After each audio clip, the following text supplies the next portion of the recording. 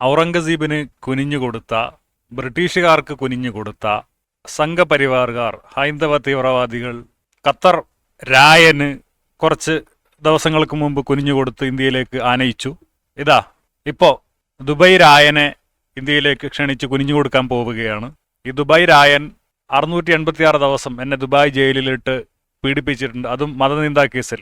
അപ്പം ഇങ്ങനെയുള്ള തീവ്രവാദികളെ, ഭീകരവാദികളെ ഇന്ത്യയിലേക്ക് ആനയിച്ച് ക്ഷണിക്കുന്ന സംഘികളും, എന്നെ ദുബായിക്കാർക്ക് ഒറ്റിക്കൊടുത്ത സുഡാപ്പികളും, സംഘികളെ സപ്പോർട്ട് ചെയ്യുന്ന ക്രിസംഘികളും ഒരേ നാണയത്തിൻ്റെ പല വശങ്ങളാണ്.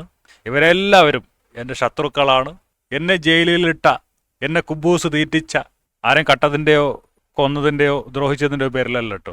മുഹമ്മദ് എന്ന ബലാത്സംഗി ഭർത്താവിനെ കൊന്ന് സഫിയെ വരുന്ന വഴിയിൽ കൂടാരം കെട്ടി ബലാത്സംഗം ചെയ്ത മുഹമ്മദിനെ തുറന്നു കാണിച്ചതിന് ആണ് ദുബായിൽ എന്നെ ജയിലിലിട്ടിട്ടുള്ളത്. അപ്പോൾ അങ്ങനെയുള്ള ആൾക്കാരെ താങ്ങുന്ന, സപ്പോർട്ട് ചെയ്യുന്ന, അവരെ വിളിച്ച് അവർക്ക് കുനിഞ്ഞു കൊടുത്ത് സ്വീകരിക്കുന്ന സംഘികളും സുഡാപ്പികളും ക്രിസംഘികളും എൻ്റെ ആശയ ശത്രുക്കളാണ്.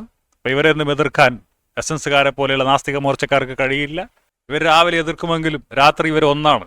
പക്ഷേ എന്നെ രാത്രിയായാലും പകലായാലും ഇവരുടെ കൂടെ നിൽക്കാൻ കിട്ടില്ല.